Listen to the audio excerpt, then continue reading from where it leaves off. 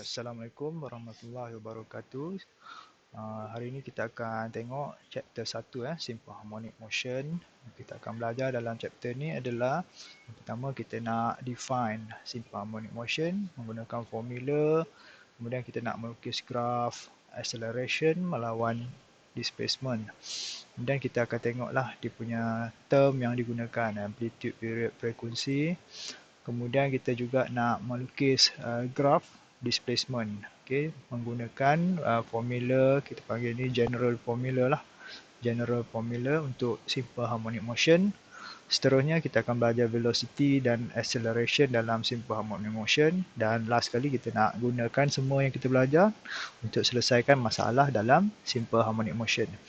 Yang pertama kita tengok pembahagian dia lah. Pembahagian dalam chapter ni senang saja. Yang pertama kita bincang dulu define simple harmonic motion. Kita nak kenal dulu apa itu simple harmonic motion. Kemudian kita tengok dia punya mathematical term.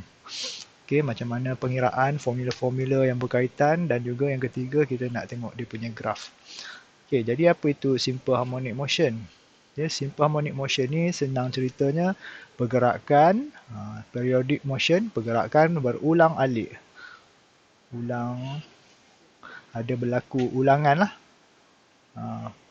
Pergerakan ulang-alik tanpa kehilangan tenaga. Ini dia punya keyword dia. Without loss energy. Di mana in which the acceleration of the body is directly proportional to its displacement. Dia punya acceleration, pecutan dia berkadaran langsung tetapi pada arah bertentangan dengan dia punya displacement. Nanti kita tengok apa maksud dia punya kenyataan ni.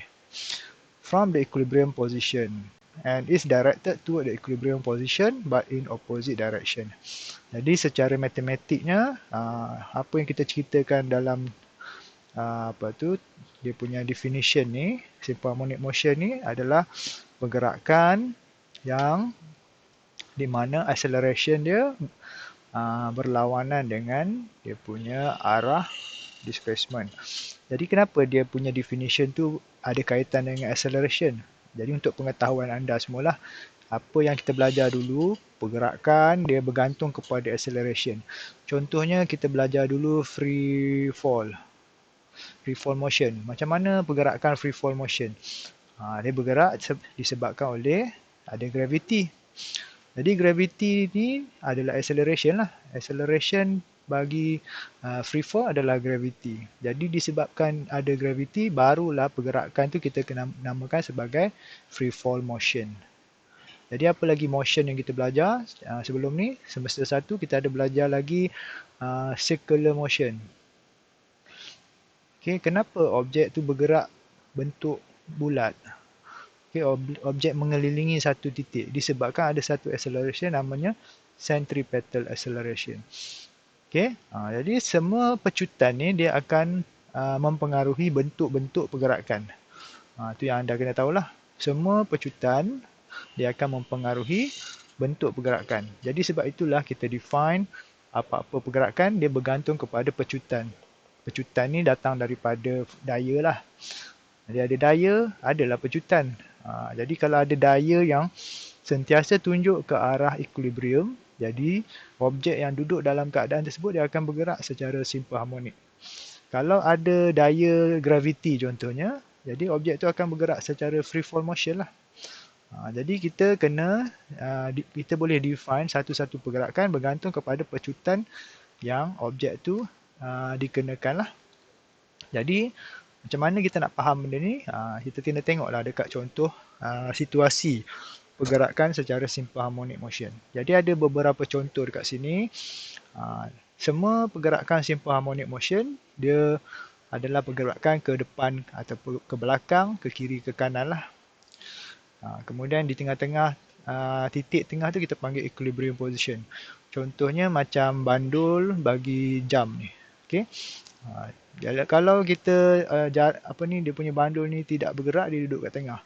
Di tengah ni kita panggil dia equilibrium.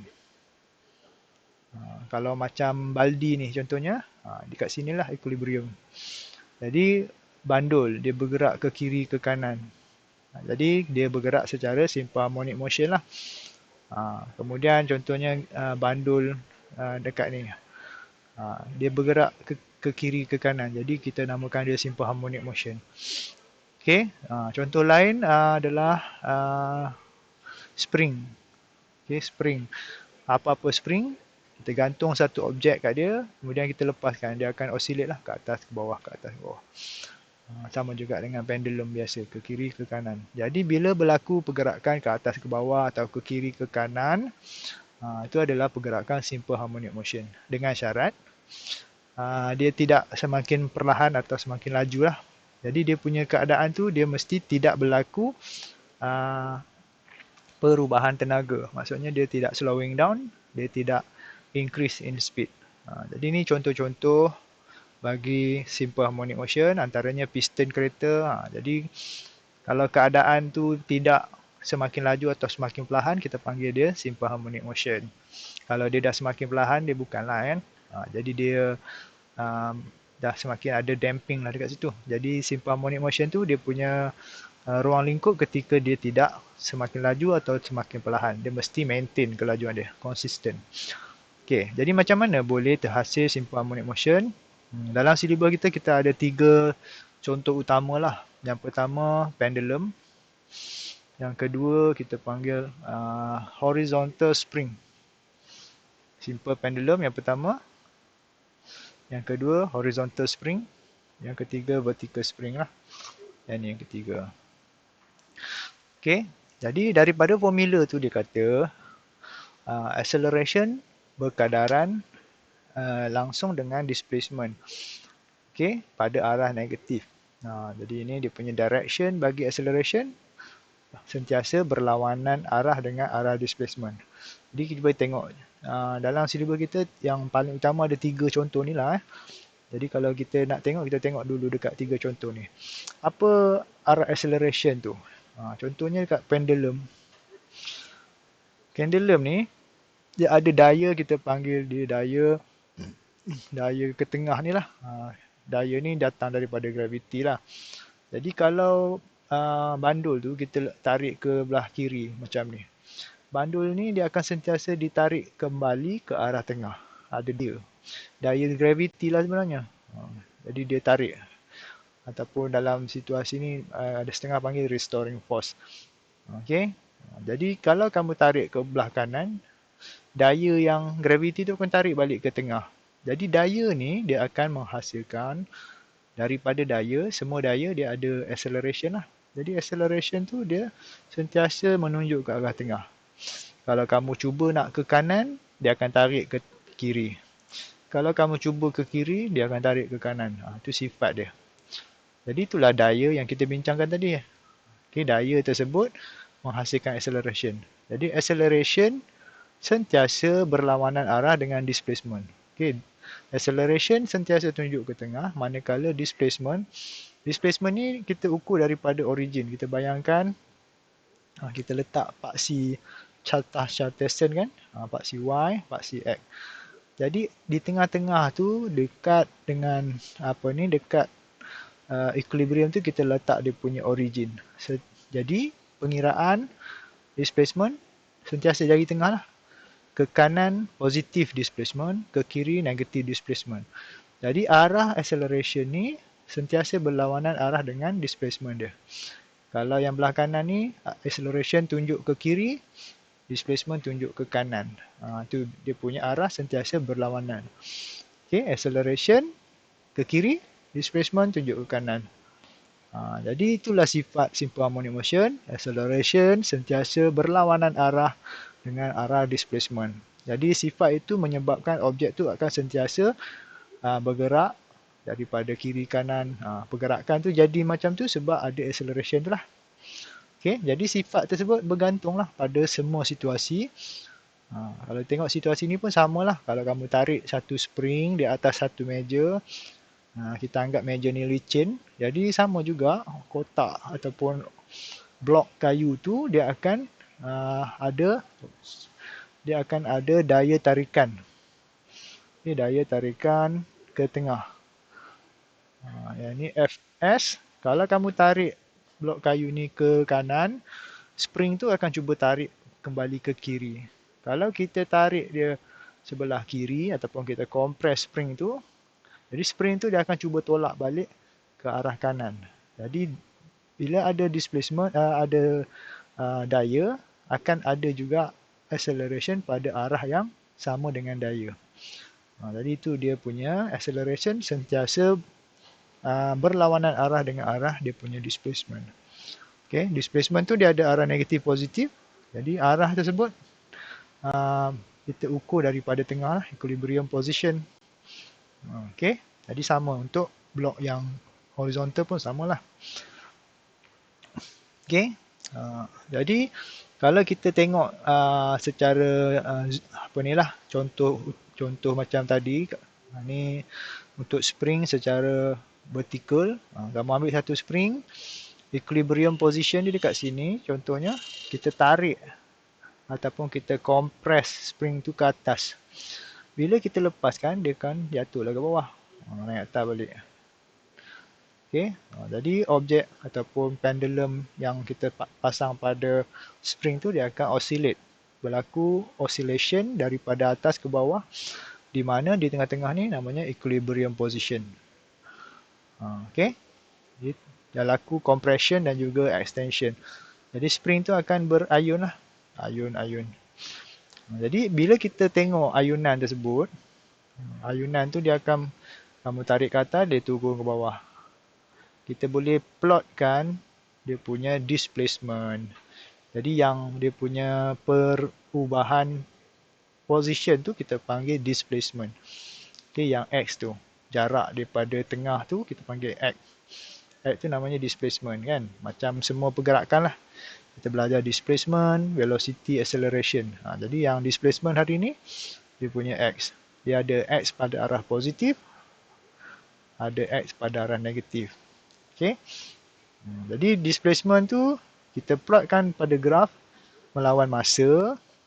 Kalau kita tangkap gambar pada masa-masa yang berbeza, 1 saat, 2 saat, 3 saat, 4 saat, kita nampak dia punya objek tu bergerak membentuk satu graf. Graf sine kat sini. Okay, graf sinusoidal. Jadi graf inilah yang menceritakan tentang pendulum ni, pergerakan ni. Macam ni lah. Okay. Jadi we simply describe the force involved in such oscillation.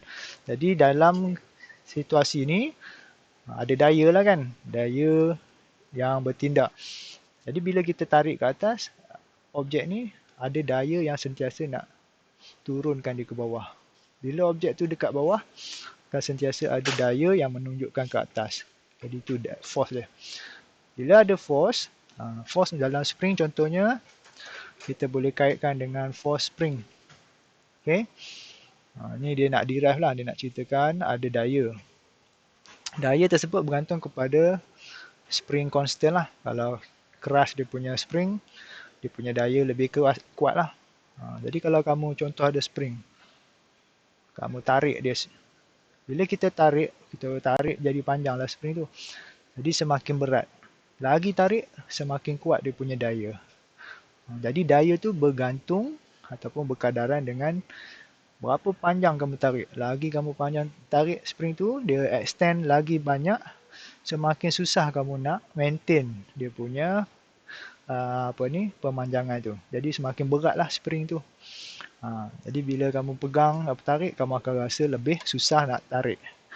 Jadi tu daya dia berubah-ubah. Lagi panjang, lagi susah kamu nak pegang benda spring tu. Okay, jadi a mass on a spring, ada satu jisim kita letak kat spring tu dengan spring constant K dibagi kat sini, dia akan boleh kita kaitkan dengan daya dia. Okay, jadi daripada formula ni kita boleh, yang ni dia nak derive je, dia nak tunjukkan. Daripada formula tadi kita boleh dapat acceleration in term of displacement. Yang kita nak adalah yang ni lah. Jadi derivation ni kita boleh skip. Okay, sebab dia yang ini dia derive daripada energy.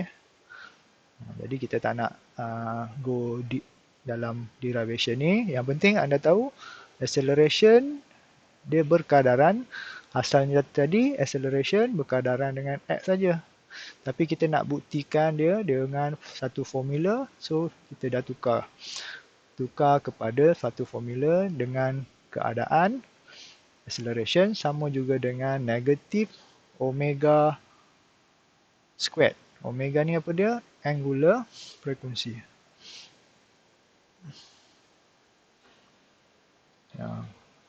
Kuasa 2 darab dengan displacement x.